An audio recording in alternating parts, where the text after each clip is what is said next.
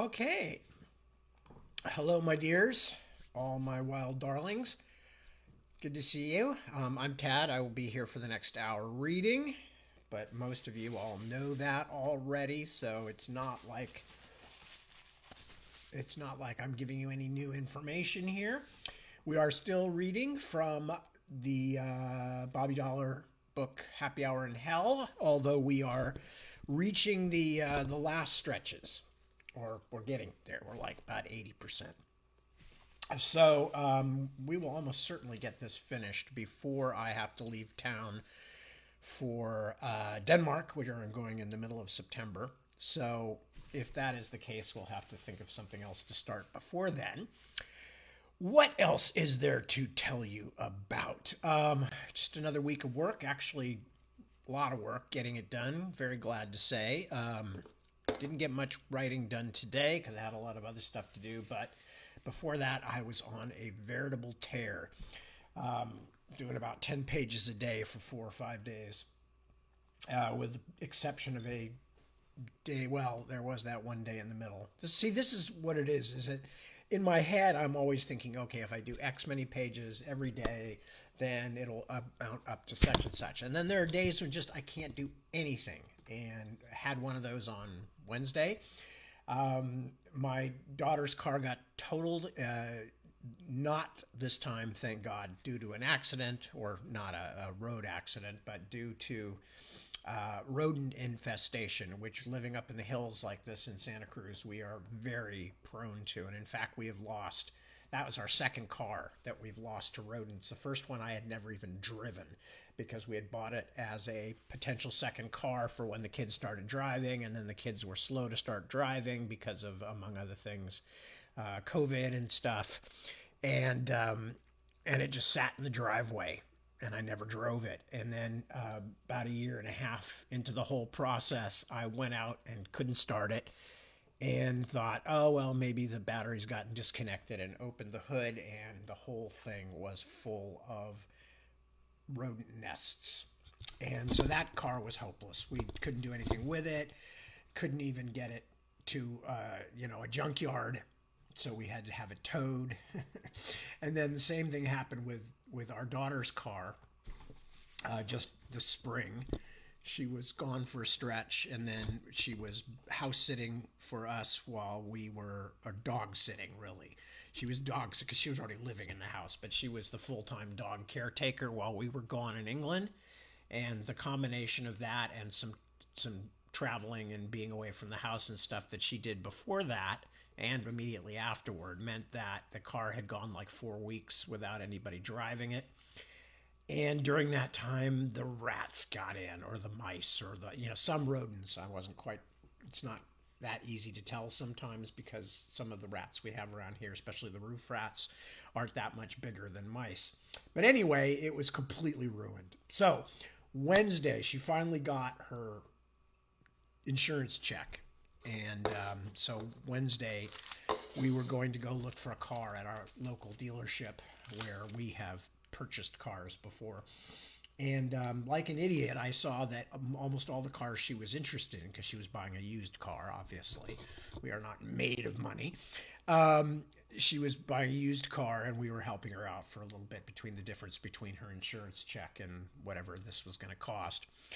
But I was under the mistaken impression that because all the cars she seemed to be interested in were actually at other dealerships of the same company, in other parts of California, I thought, oh, okay, well, we'll probably find one we like and then ask to have it sent to us or sent to the dealership here. Anyway, no, it turned out they had just gotten in a car that she loved, and it was just perfect and a little more expensive than I would have preferred, but whatever. It's a safe car. It's in good condition. It won't have too many problems. So we went ahead and said, yeah, okay, we'll get it. And we wound up doing all the paperwork. So I was in the dealership because I had also dropped off my own car to be fixed or serviced or whatever. And we were in the dealership from like 12 until I think I got home at 5:30. And that is my peak writing time. And also because, of course, of the fact that I couldn't. This is so typical. Normally, I'm fine with having spare time, or I have no time, nothing to do. And, because I think about my books, whatever I'm working on or whatever I'd like to work on in the future. And I sit there and think about those. And therefore, I am much less easy to bore than most people. However, unfortunately, in the dealership, they were playing loud pop music on the radio. And I've got nothing against loud pop music. Loud pop music has been a large part of my life, so I'm not complaining about it. But at fairly high volumes in the dealership, which is meant to make everybody cheerful and happy and perky, and all it does with me is it just interferes with my ability to think. And especially when it's pop music, I sort of know, but sort of don't know. So I start to phase it out, and then the chorus comes along, and I recognize, like, oh yeah, Deb's played that before, or whatever, because this is all fairly recent stuff, last 10, 15 years. So anyway, I got nothing done all day Wednesday, and it was so frustrating because I had been on a roll, and then I got back on a roll immediately Thursday, Friday, went right back to it, did a bunch of pages, and today, for a number of reasons, everything just ground to a halt, and I didn't get anything much done. But I did do some thinking because I was at home and I could go find a quiet place and think. So I'm mildly frustrated that I cannot just continue when as anybody knows, excuse me, whether in sports or art or anything, when you get on a roll, when you are in the sweet spot or in the zone or whatever you want to call it, you want to keep doing it. You want to keep it up because you got your momentum going and everything keeps working, and it's like that. So to have a day where you're expecting to work and things fall apart, super frustrating. But anyway, I'm happy at least with the way that the book is going, and I still am more or less on time for what I was hoping to get done before we have to leave town. So we shall see what we shall see. So that's basically my only real news, and it's not news. It's just a dry recitation of the weirdness of daily life and trying to fit a writing schedule into that. Because, of course, one of the things that I often say is that the difference between working at home or working at an office or somewhere like that is you cannot ignore emergencies when you're working at home. Now, if you're away in an office somewhere, and your spouse or your partner or whatever calls you up and goes, oh my God, the sink is leaking, you don't normally just say, I'll be right home. You normally go, oh, call so-and-so, call such and such, call the plumber, call to this, call to that, or whatever. But when you're at home and these things are happening, you're not allowed to just ignore them and go, I'm working right now, I'm thinking. You cannot tell your partner when water is spilling out of the dryer. I mean, not the dryer, the dishwasher onto the floor or something. You cannot tell them, I'm trying to think, darn it, leave me alone. So anyway, and that is the one problem with working at home, is that anything can distract you. And that's why one of the reasons I was having so much trouble earlier this year in the springtime was because, of course, we had just brought home the new dog, and that took over everything. Fortunately, much less of a problem now. It did take longer than I thought, but they seem to be at least able to live in the same general area and go in and out together, or more or less. So dogs are doing okay. Deb's doing okay. She's upstairs sleeping the sleep of the hardworking. And everybody else in the family seems to be okay. So no real news of any kind, and fortunately, very fortunately, no bad news. I'm sure other people out there are having a difficult week because, some of them are difficult. And for me, it was not a difficult week for once, and I got a lot of work done. So I have no complaints, and I hope your week was good too. Anything else? Well, not really. Not really. So I'm just going to go and check and see who has made an appearance or put in a comment and say hello. And then I'm going to just start reading, because why not? Anyway, so who is here? Christy Sanders is here. And hello, Christy. And Andre is here. Christina Spira. Good to see you, Christina. Happy Sunday to you, too. Nikki Chetwin. Hello, Nikki from Leicestershire. Nice to have you, as always. Suzanne. That's Suzanne Owen, checking in from Yorkshire. Muesli with lingonberries, blackberries, and bilberries from the moor. Very nice. Deb's been eating a lot of muesli lately, and because she's been buying it, I've been eating it too. We don't have either lingonberries. Well, we could get lingonberries. I think they grow them up in Northern California, but we don't have any bilberries. We do have blackberries, and we've been putting those on our muesli too. Anyway, so we're in sync across the Atlantic, or yeah, I guess that would be the closest ocean between us and England. Anyway, so Sandra checks in to say good morning from Vienna. Mark Redmond checks in from Yorkshire, warm but cloudy Yorkshire morning. Iris checks in and says hello, and I say hello, Iris, good to see you. Winter checking in from presumably still Wellington, definitely I'm sure still from New Zealand. Bobby Euro here in Germany, says Andre. As opposed to dollar, obviously. Who else has checked in and said hello? Isaac, hello. Was reading Shadow March before tuning in. I just reread Shadow March. I realized that I've been in the habit of never rereading any of my books unless I had a specific purpose, like a short story. And I actually reread the Shadow March books. I started for a reason and then just kind of continued on. I didn't reread the first volume, but I started with the second volume and read some of it and then just kept reading it. It ain't bad. I'm rather proud of those books. There was some very good writing and some very good ideas in those. I know it wasn't quite as flashy as some of the other stuff, but I enjoyed them and I was proud of them as I reread them. Anyway, Wouter says hello and is checking in. Good to have you, Wouter, as always. There is my buddy Mark Craigbaum. Hello, Mr. Mark. Good to see you. Nicole, good morning. Good to see you. Chris Fab, good morning all together, which I assume is Chris extending the hello to everybody. Kristen, hello, Kristen. That's Kristen Rule, one of our most faithful participants for many years now. Petra, hello, Petra. Excuse me, Berlin is fresh and sunny and relief after the 36 degrees on Friday. I won't have to translate for Europeans. Obviously, you Americans may not be very quick on the Fahrenheit, the Celsius to Fahrenheit conversion. Neither am I, but I know 36 degrees is fairly warm. It's like 80 something Fahrenheit, I think, maybe even a bit higher. Anyway, so yeah. Oh, Kristen says that her former apartment manager's Mercedes was also rodent bombed. There's Ron Hyde. Hello, buddy. Ron, of course, has been mentioned many times, has always been a huge help with everything Ostenard related. Ron and Ilva and Jeremy Irwin and Angela Welchel have all put in a huge amount of time reading the books as they've been worked on and helping me remember my Ostenard stuff. Jessica Ashmore, there's a new name. Hello from Scotland. Well, hello to you, Jessica. Nice to have you with us. Emily. Hello, Emily. That's Emily Bell. Late on Pacific time right now for Worldcon. Oh, yeah. Right. God, I completely forgot. Okay. James Werfs. Hello, James. Long time no see. Good to have you. And Suzanne checks back in with crowberries. Crowberries. I know nothing about crowberries, but clearly I have to. Since I'm writing a book about a bunch of people called the Crows, I definitely need to learn more about crowberries. And I think everybody else here. Okay, it's even hotter than I thought.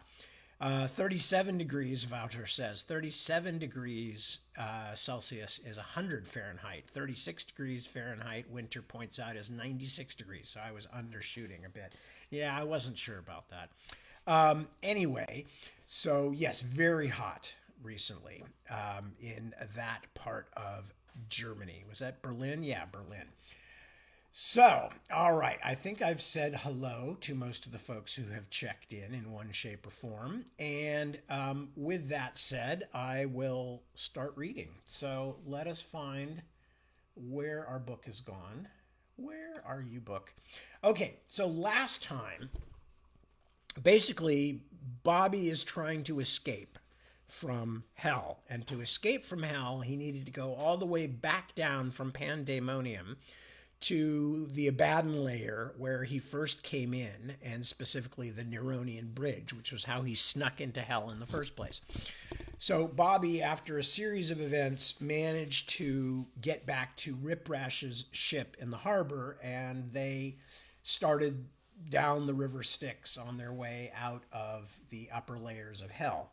And as they did so, they discovered that the ship belonging to Commissar Nylock, who was the one who owned Gravejaw Castle, and where Bobby had already escaped once and had hoped that he had blown Commissar Nylock into pieces, but apparently it did not work out that way. Anyway, so a ship called, what was it called? Oh, it was a really unpleasant name. It was like the Headless Widow or something, and it was worse than that, but that's okay. We don't need to repeat it. So Nylock's ship was following them, and Nylock was firing on them with all kinds of weird stuff, like suicidal flying fish and flaming pigeons and all kinds of crazy shit, but also cannonballs. And this gave Bobby an idea, and he got somebody to take an oilcloth, the ship's oilcloth, and sew a special harness for him with a pocket in it for air and another space, and he put a cannonball in that space and rowed out toward the bad guy's ship in a dinghy. And when they expected that, he had a bomb or something, and he said, no, basically it's a weight. And he jumped over the side and let the cannonball carry him down to the bottom, breathing out of the air pocket in this oilcloth that had been sewed into this special thing. Avoiding horrible monsters and various other things. He was literally walking along the bottom and seeing all kinds of strange and disturbing things. So that's where we are. If you hear a rattling in the background, that's the cats playing with the treat box. So it is not burglars or night bunnies or any of the kinds of things that Johnny worries about. Murder squirrels. Johnny, my older dog, is very worried about a lot of things. Anyway, so we are continuing with Happy Hour in Hell, and Bobby is down at the bottom. They're not in the Styx anymore. I think they reached the Phlegathon, and that's where Bobby is down at the bottom of that. And so I continue. If I was a different kind of guy, I could probably spend an entire career studying the life, well, you know what I mean, to be found in the rivers of hell. But I'm not. All I really wanted to do was just to find my way out of the river, off this level of hell, and down to the Neronian Bridge. Still, it was hard not to notice when I saw something thrashing in the mud, and instead of the fishy monster I expected, discovered two animated corpses, little more than bones, trying to murder each other. Let me reiterate. I had to step over a pair of skeletons which were struggling in the silt a couple of dozen feet beneath the surface of the Phlegathon.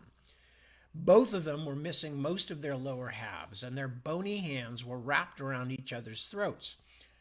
The throats in question were little more than vertebrae and a few rags of rotting flesh, and they were, I repeat, at the bottom of a river, so it wasn't like one of them was going to suffocate the other. But there they were. I guess that's why it's called hell. Anyway, like I said, I could tell you lots more because there's lots to tell. Carnivorous river worms, lobster-like beasts that vomited out their own sticky stomachs and reeled them back in like fishing nets. Things with the bodies of sharks and the heads of insane horses, all teeth and rolling eyes. And, of course, more bodies of the humanoid damned in various states of decomposition, not all of whom seem to be in the river against their will. In fact, more than a few seem to have chosen lying in the acid mud at the bottom of the Phlegathon, slowly turning to living mush over whatever they had experienced on land. Hell's version of committing suicide, I guess. I reached the shallows just as my air ran out. I shed the vest and its weight, saving Rip Rash's flask, then let myself float to the top. I lay there for long moments, trying to look as much like another suicide as possible, until I could take a discreet look around. I spotted the Headless Widow, but saw to my relief that it was still some way out in the river, still waiting near the spot I'd gone down. And there was no sign of Rip Rash's ship at all. So far, so good. I paddled gently until I could touch the bottom, then climbed the bank in the darkest and least visible place I could find in case somebody on Nyloc's boat had a telescope. When I found a comparatively safe spot, I stole a moment's rest and deep breathing, but was roused by the sound of distant voices. The widow appeared to have given up on its vigil over the spot where I had sunk and was pulling to shore, fires stoked and oars sweeping like centipede legs. I knew that even in this darkest part of the day there would be eyes on board that could see better than mine, so I unwrapped the pistols Rip Rash had given me from their protective oilskin bag, slid them and the dagger sword into my belt, and began to make my way up a low bluff away from the river. But the bluff quickly proved to be only the base of a larger hill, and I was even more exposed on the slope than I would have been on the riverbank, so I had to keep climbing. As I did so, I could look down on Nyloc's ship anchored in the bay and the landing boats coming ashore. Unlike the bitch's little dinghy, these were good-sized craft with several oarsmen in each and room for soldiers and mounts and even Nyloc's hellhounds. It was easy to tell where the hellhounds were because everyone else was crowded at the other end.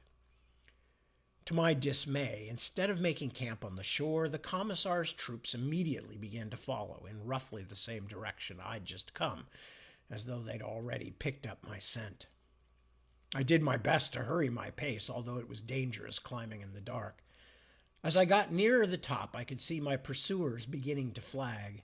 The horses, or whatever the hell they were riding, were having trouble with the steep, rocky slope.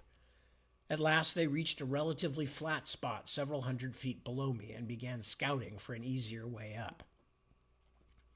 I took advantage of this pause to find a suitable rock where I could rest and also keep an eye on them. I couldn't quite make out what they were saying, but I could tell Nyloc was furious. I could hear his shrill tones echo out over the river valley. While he scolded his minions, I watched the hellhounds pace nervously on their chains, each one held by 2 or 3 keepers, but I soon wished I had chosen something else to watch. The hounds were huge, about the length of lions or tigers, with low-slung bodies like medieval pictures of wolves, and pelts that appeared almost flat black.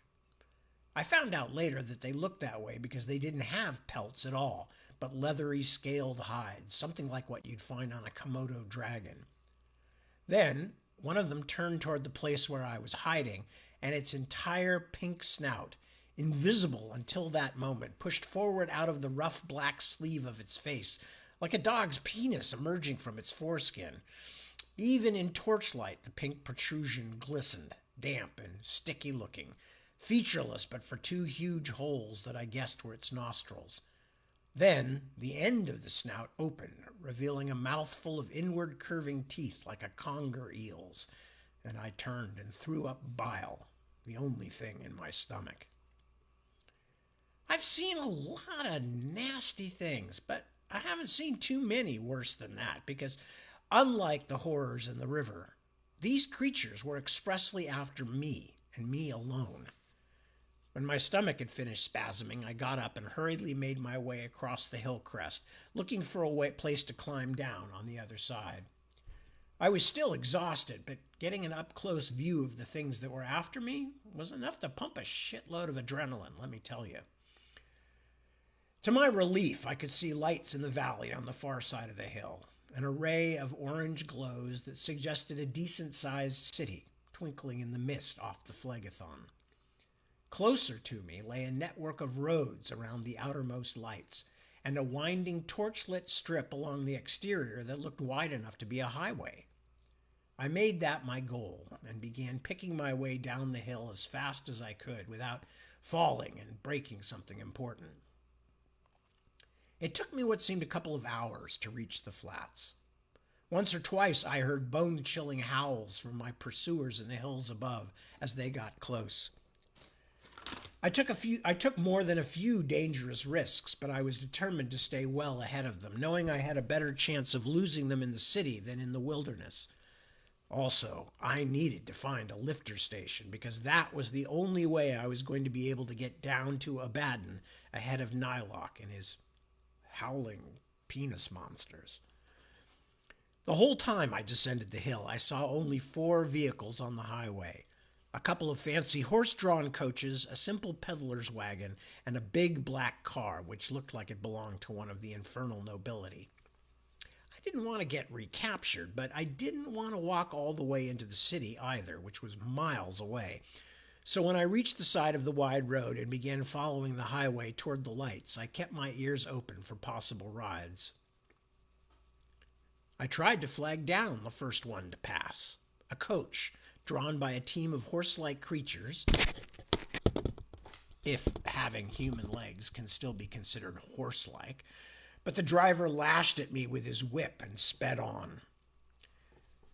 Perhaps half an hour passed without another vehicle as I trudged on. Then I heard the chuffing of a steam engine and saw a grotesque thing that looked half tank, half bicycle jolting toward me.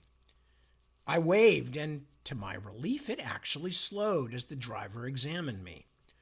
Then it hissed to a halt, and a door opened on the passenger compartment, which was shaped a bit like Cinderella's pumpkin coach.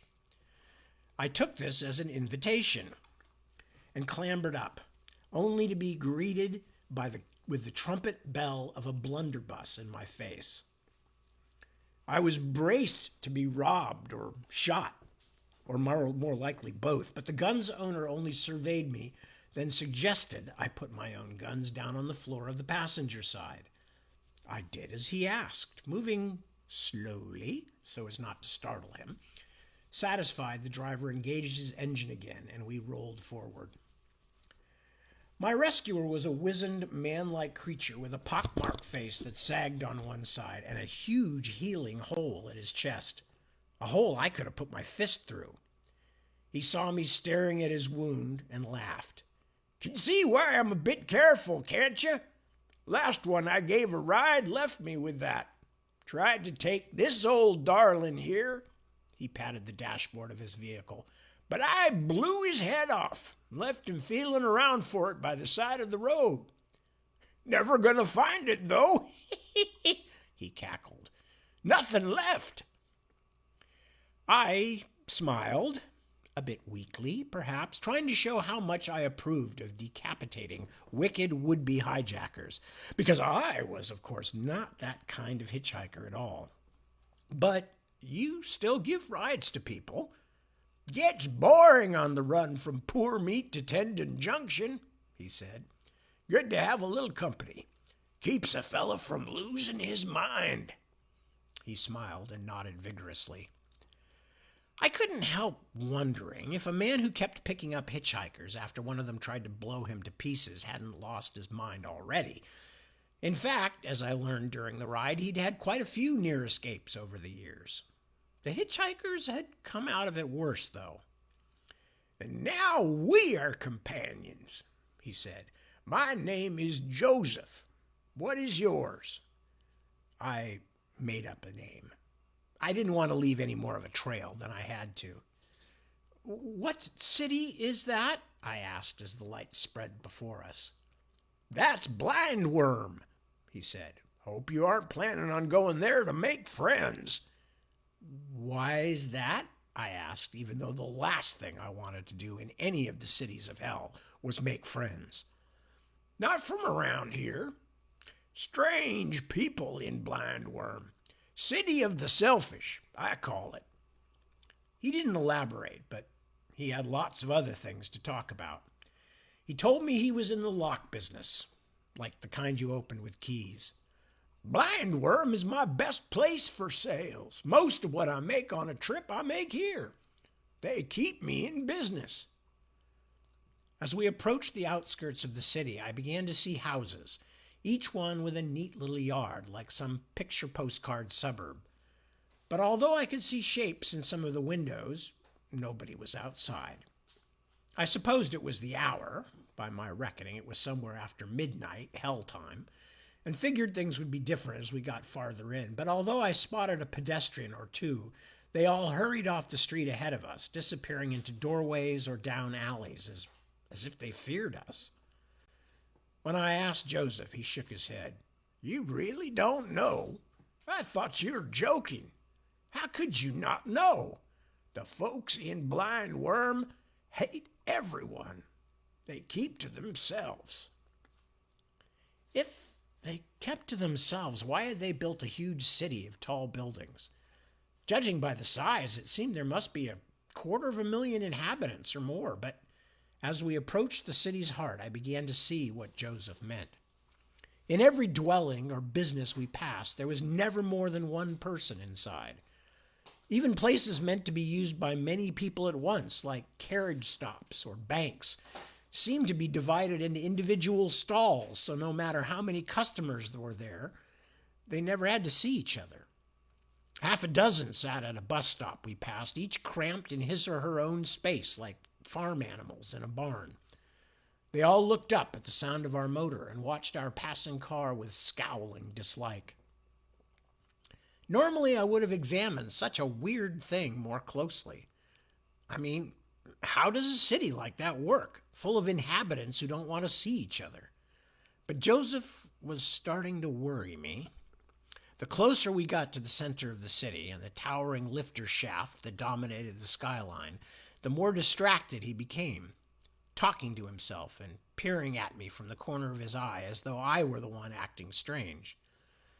I tried to make harmless conversation with him, but that only seemed to make things worse, and by the time we were within a few blocks of the vast square tower of the lifting station, I had fallen completely silent. That didn't help either. Joseph was murmuring continuously under his breath and kept reaching out to touch the barrel of his shotgun, which was leaning against the padded dashboard between us. When he saw that I'd noticed, that only seemed to make things worse. "Ah, yes," he said. "Think you could, but I'd have it first, and then boom! The worse for you." He chortled, his sagging face as empty as a jack-o'-lantern. He was beginning to scare the crap out of me. "Just let me out here," I said. "This is where I wanted to go.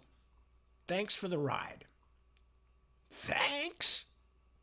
Now he looked directly at me, and the wide-eyed expression on one half of his face looked even more severe next to the slack features on the other side. Saliva was dripping from the edge of his mouth. "You have the audacity to give me thanks when you want to murder me?" He slowed the vehicle, fumbling for his gun, which luckily for me was clumsily long for the crowded passenger cab.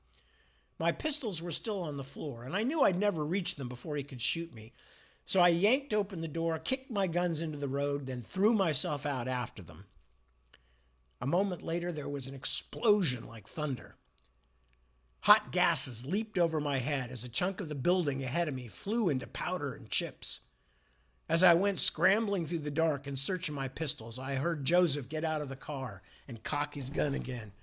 "Try to kill me, eh? Come back to try again, eh?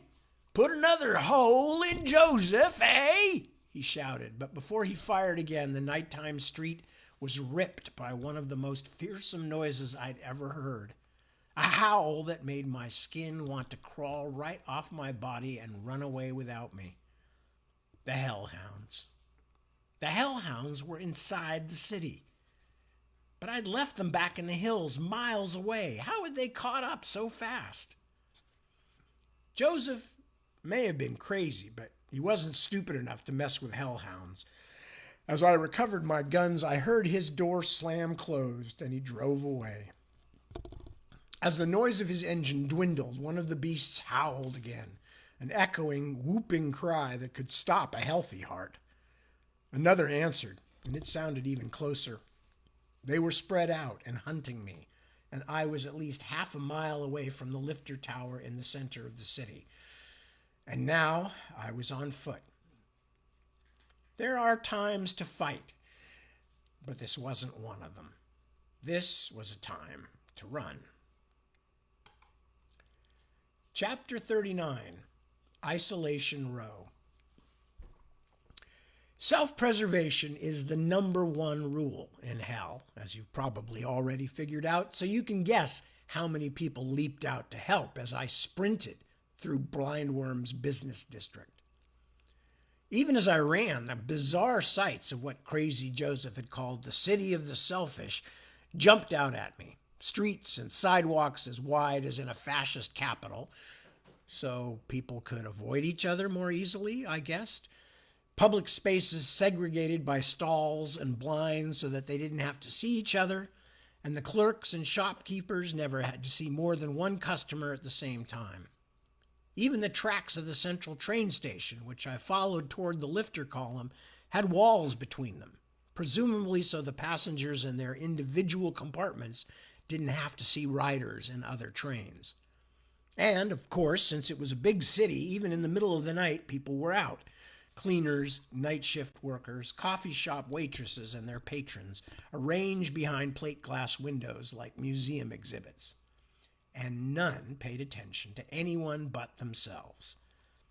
Tunnels, walls, boxes, hatches, Blindworm had developed a world-class system of separation.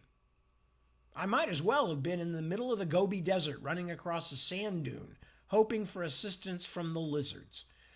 Not that I was expecting help as I fled down Lonely Street. No shit, that really was the name. The only good thing was, if I didn't get in their way, the citizens of Blindworm weren't likely to get in mine either. City of Sociopaths might be a better name, I thought. The hellhound's bronze claws clattered loudly on the pavement, just half a block behind me now. Even the self-absorbed local citizens were beginning to pay attention, not to me, but to the horrible rasp and clang of the pursuit. They disappeared from the street like startled mice as the howls echoed down the lonely corridors between buildings. I looked back as I turned onto a wide thoroughfare called Isolation Row. The first hound was just turning the corner, mouth jutting from the retracting snout in a complicated snarl of teeth. The beast was almost as high at the shoulder as I was, but I could only run on 2 feet. It was like being chased by Eligor's Galu all over again. Another ancient evil that had wanted to tear me to pieces. That had been bigger and faster than me too. But this time I had no silver bullets, no Sam or Chico to help me, nothing. I cocked both my pistols, put my head down, and tried to find a little more speed in my exhausted muscles. I could see the station beneath the massive lifter tunnel at the end of the wide street, and I dug toward it. Several hellhounds were only yards behind me, a rapid-fire clink of claws on asphalt, but I didn't dare look back again. The station doors were open. I leaped through, nearly knocking myself out on the first of a series of switchback barriers.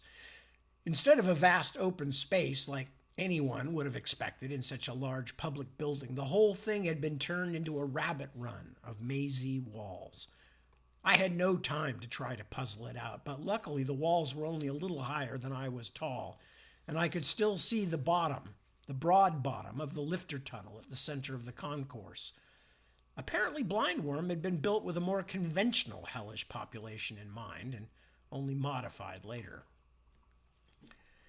Just like the infernal fauna of the river Phlegethon, the sociological peculiarities of Blindworm could occupy a team of scholars for decades, but all I wanted to do was to survive the next minute or two. I sprinted through the maze, committing about 13 or 14 Blindworm cardinal sins by not only overtaking other citizens from behind, but literally knocking them over so I could get past. The hounds were right behind me, and the Blindwormers who got in my way didn't curse me long. I heard an entire train of shrieks and mayhem noises behind me as the locals found out what I was running from. I burst out of the first set of walls into what had been the center of an old concourse, divided now into a beehive of isolation stalls where the passengers could wait. In a continuation of my run of shitty luck, none of the lifters was signaling, which meant that all the doors were still closed. There were no indicator lights to let me know which ones would be available next either. For all I knew, the next 5 lifters to arrive might be on the opposite side of the huge central column. A deep, reverberating snarl made me leap forward just in time to avoid the hellhound that came barreling out of the passage behind me, an unlucky commuter in his huge jaws. The beast shook the poor screeching bastard like a terrier with a rat, then dropped the limp body when he spotted me.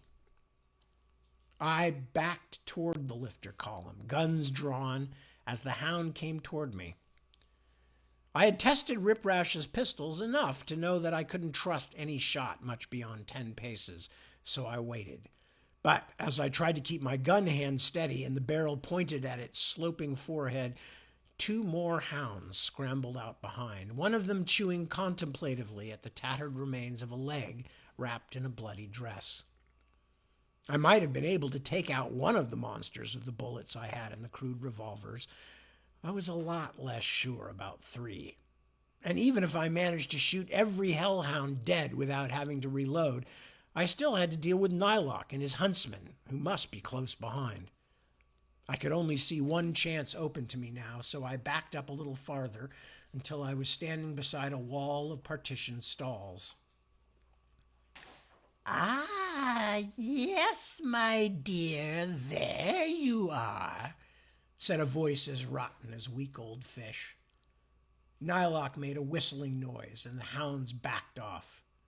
The commissar shuffled forward out of the entrance maze, something like a long buggy whip in one hand, a jagged knife-like blade in the other, his bone frills fractured and charred.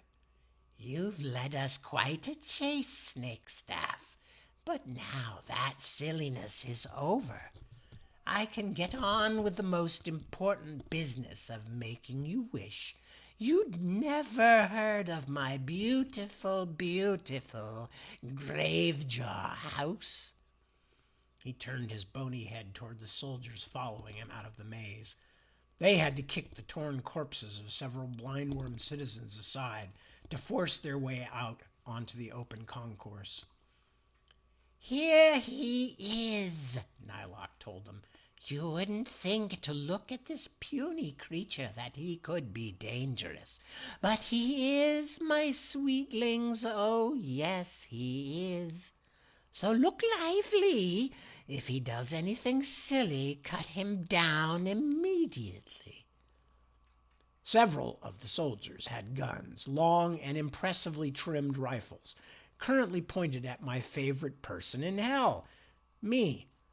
Others had swords and axes. Either way, getting cut down was going to be painful. "And what if I just shoot you before anyone can stop me?" I asked, turning my revolver from the nearest hellhound and pointing it at Nylock himself, aiming it right between those shiny little red eyes. I could live with that result." The commissar laughed, a fluting noise like a breathy, delicate sneeze. Oh, perhaps you could." I didn't bother to let him finish because I hadn't meant to start a conversation, just to make him think that's what I wanted. Like most of these lordlings of hell, Nylock loved the sound of his own voice. I shot him in the face. It didn't kill him, of course, or even slow him down much, but I hadn't thought it would. You don't get rid of a major demon that way, even on Earth where the physics are against them. I was more interested in distractions. One of the lifters had chimed its arrival, and I knew it was now or never. As Nylock fell back toward his soldiers, his skeletal head temporarily a blossom of shattered bone, I threw myself at the row of lifter stalls as hard as I could. I wasn't particularly strong by hell's rigorous standards. I doubt I could have stood toe-to-toe with Nylock, but I was just strong enough to rock the flimsy partition wall and start it collapsing. Again, I was lucky that Blindworm had been adapted for isolation rather than constructed that way from the beginning. The stalls were little more than the infernal equivalent of plywood. Even as the first soldiers got clear of flailing Nylock and began to fire their guns in my direction, the stall structure wavered and then collapsed sideways like a row of dominoes. I took cover behind the wreckage and began firing back at Nylock's troops. As shocked as the waiting passengers were to have the structure fall on them, and then find themselves in the middle of a gunfight, they were even more shocked to find themselves face to face with, or even literally tangled up with, their fellow citizens, the very thing they feared and avoided every waking minute. Needless to say, they shrieked and fought like only the terrified insane can fight. And within a few seconds, the fracas was spreading through the terminal as customers were confronted by the twin horrors of hellhounds and their neighbors. I scrambled along the floor toward the lifter column and then stood up and shoved my way through the panicked crowd until I found the open door. There was only one passenger, a tall, scrawny demon with a face like a depressed mortician, frantically palming the wall to get the door to close. I grabbed him and shoved him out to absorb any random bullets flying around, then called out the name of a lifter stop on a level above Blindworm. I needed to go down many levels to get out of hell, but I didn't want my pursuers to know that. In fact, since I had no idea if they could trace or even override one of the lifters and imprison me between levels, I didn't even want them to know which one I was riding. The door began sliding shut, but then clanged to a grinding halt around the broad neck of a nightmare head, one of the hellhounds. The sheath of its face pulled back as the wet pink snout came out. It didn't have regular jaws in that awful jack-in-the-box muzzle, just a round, toothy mouth like a lamprey's. It damn near reached me as I emptied the last of my bullets into it. Foul blood and bits of tissue sprayed back at me. Then I put my foot on the beast's chest, doing my best to avoid the ragged, wounded snout, and shoved so hard that I fell back on my ass.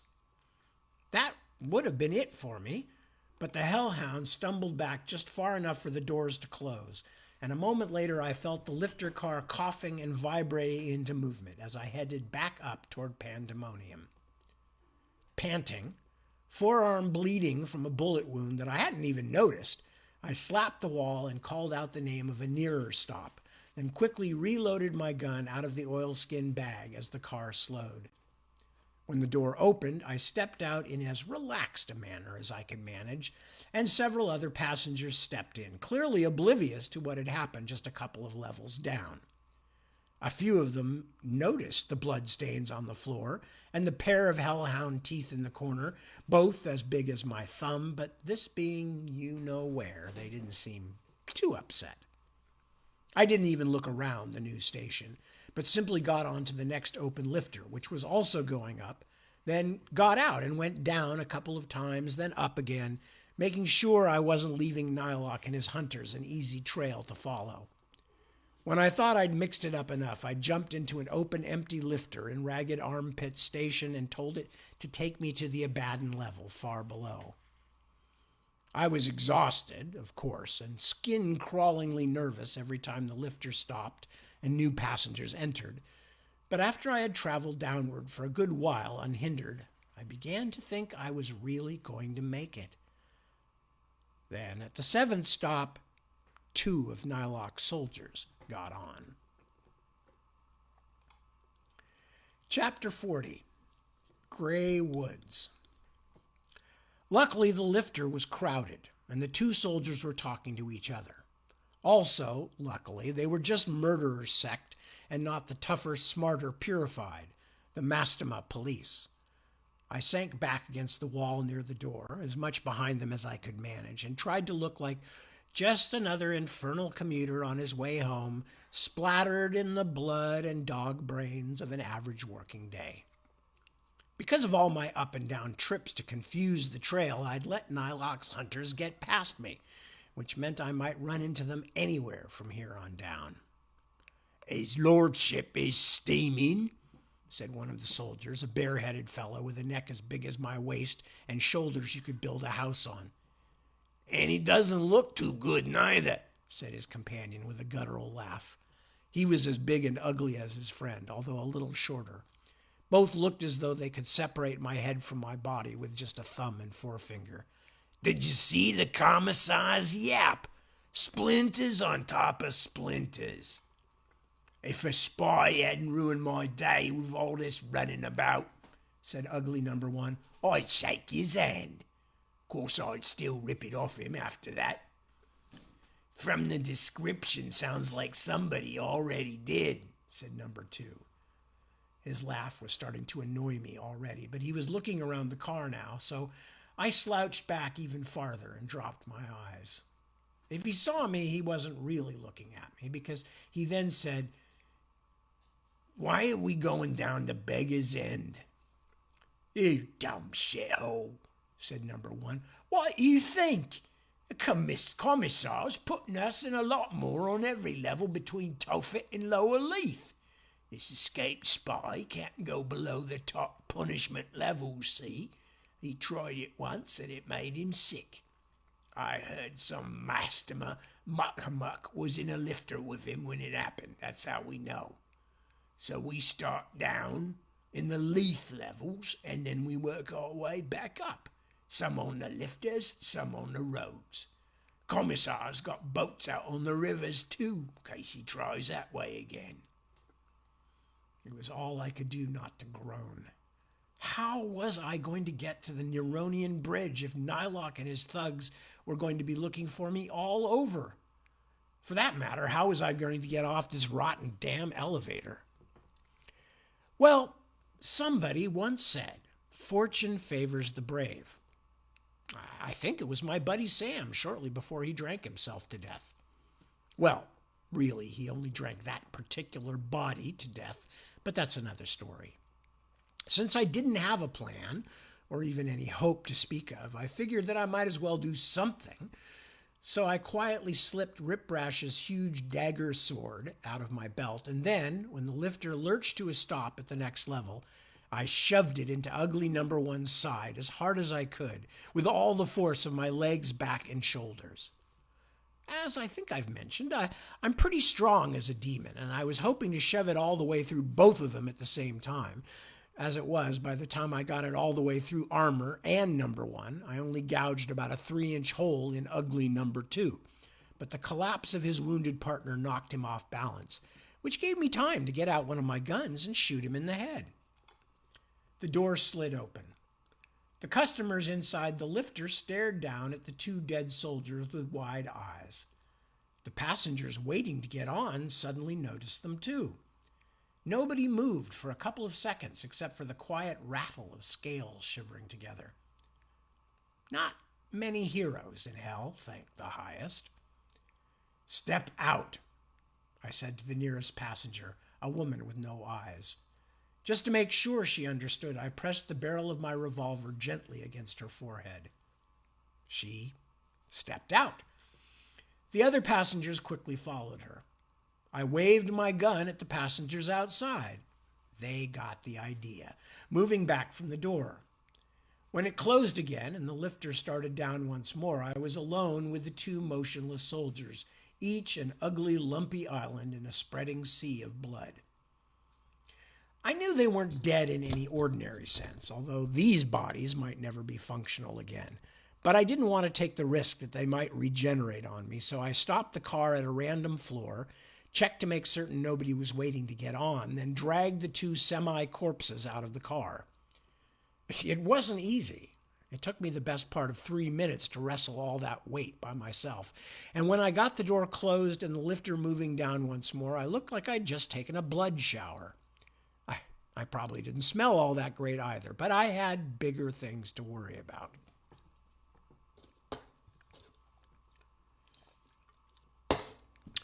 You know how when you're trying to think of something really important, these other much less important ideas keep jumping into your head like bunnies on crystal meth? Boing, boing, boing. Anything except what you're supposed to be thinking about? You don't? It's just me, huh? Maybe it was Eligor's crab demon flexing in my skull, or maybe just exhaustion, but as I was doing my best to figure out what I should do next, I kept getting distracted by ideas that really were not very important right at that moment. Like, if hell was no more of a physical location than heaven was, why was it so much more realistic? Why did people bleed? Why did they eat? Why go to all the trouble of making a permanent torture chamber than giving it its own ecology and unnecessary shit like that? Was that God's idea or the devil's? What agreement did they have exactly? Then I'd catch myself and try to start thinking about survival again. I really only had one chance, one choice of an escape route. From what the two dead guards had said, Nylock soldiers were looking for me everywhere, from Baden on up, because they'd learned from that Mastema mudman who'd commandeered my lifter how badly I'd reacted to the punishment levels my first time, when I'd freaked out so badly that he'd tossed me out for the block and his freaks to chew on. It might even have been Eligor who passed the information along to Commissar Nylock, just to torment me in a new and interesting way before having the intracubus in my skull shut me down.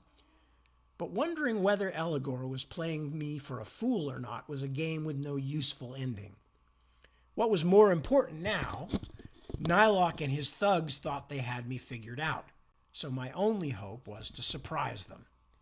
If they knew for a fact I couldn't survive the punishment levels, well, that's precisely where I had to go, right where they didn't expect me. And if I survived that return visit, I just had to pray that Eligor really wanted that feather back badly enough not to help the ones chasing me, since for all I knew, the intracubus in my head was keeping him informed of everywhere I went and everything I did. And a great holiday, I thought, just keeps getting better and better. Don't get me wrong.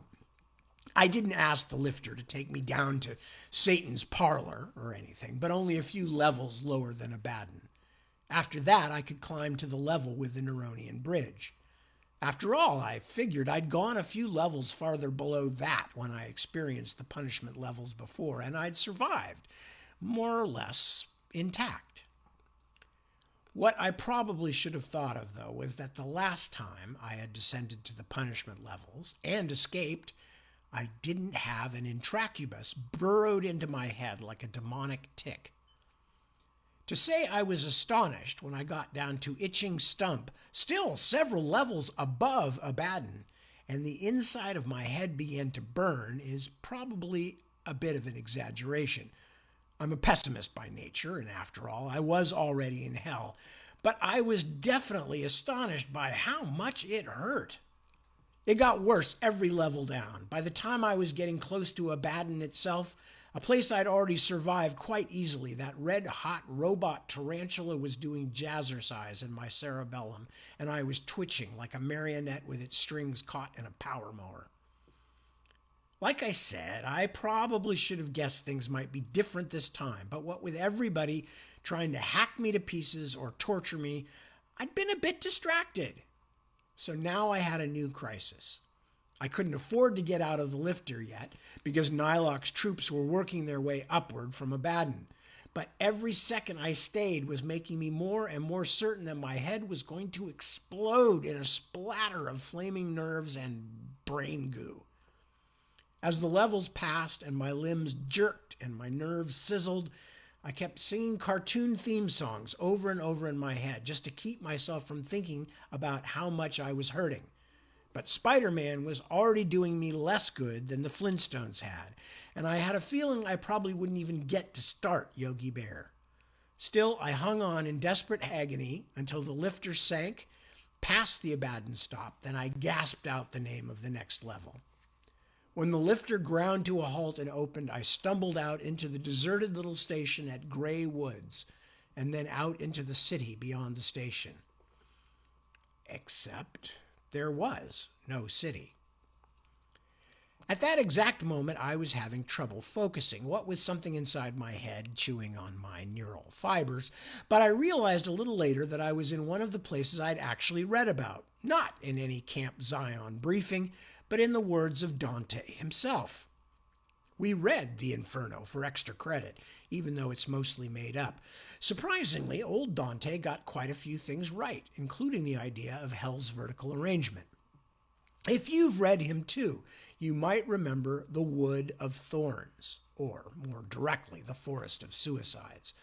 That's where I was now.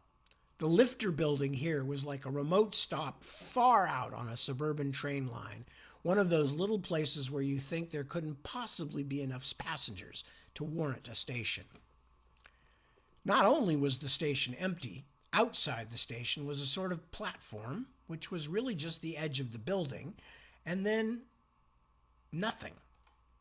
Not literal nothing, although this being hell, that would have been possible too, I guess, but nothing resembling infernal civilization. We're going to finish in about another minute. The woods stretched as far as I could see and were as gray as reported, a heavy, dripping forest of oak and alder and other ancient European trees, tinseled with thick moss. In the spots where you could see ground through the mist, it was covered with grass of such a dark green that it appeared to be nearly black. The good part was that I was now only one level below Abaddon. The bad part, I was only one level below Abaddon, and that's where the commissar, his hounds, and his troops would be looking for me. And if they were thorough, they might come looking for me here as well. Then I'd be in Nyloc's nasty, rattling hands. No, I realized. If I was captured, Eligor's crab grenade was going to go off in the middle of my thinkers, and then my next conscious thought would be, oh shit, I'm in the internal transfer lounge for souls, and everyone's staring at me.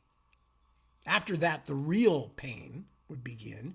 Eligor had held back from my utter destruction because he wanted something from me, but the big bosses of hell wouldn't be so kind. The whole operation here was expressly set up for just the kind of things they'd be doing to me, and they'd do them forever. So I did the only thing I could do at that point. I pulled up my big boy pants and headed out into the forest of suicides. And that's where we're going to stop, on that cheerful note. Isn't it fun? Anyway, so yes, we do still have a few more grim bits of hell to go through, and I will continue at 7 p.m. later today, that being Sunday, which we are now officially in. I will be continuing with more of Bobby Dollar at 7 p.m. today, and next week too should be no problem. So if you're going to join me again, I should be around next weekend reading. You may be watching this on YouTube or somewhere, in which case please thank Chris Fobb and put a like on his channel. And anything else? Yeah, just the normal. Take good care of yourselves. That's first and most important, because without people to read the stuff that I write, I don't really want to write. Take good care of your loved ones, your close ones, all of those most important to you, but keep an eye out for others too, because there are lots of people out there that could use a kind word, smile, like I said, a couple of bucks, I mean, it's no fun being poor and broke and homeless. So with that said, I will thank you all once again for joining me. As always, I muchly appreciate it. I will be back at 7 p.m. and then back again next week, barring acts of God, floods, fire, all that stuff. So until then, I say peace and ciao, bambini. And we will be hanging out again together soon.